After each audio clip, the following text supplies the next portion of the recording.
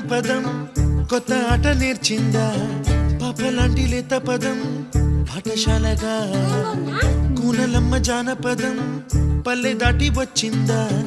చవళిల జానతనం పాట చూపగా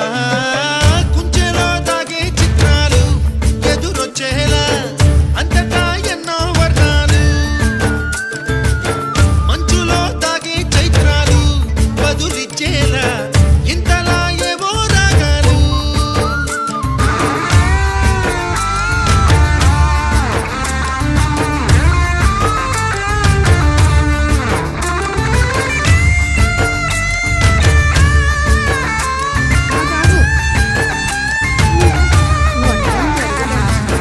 ఆకతాయి సందడిగా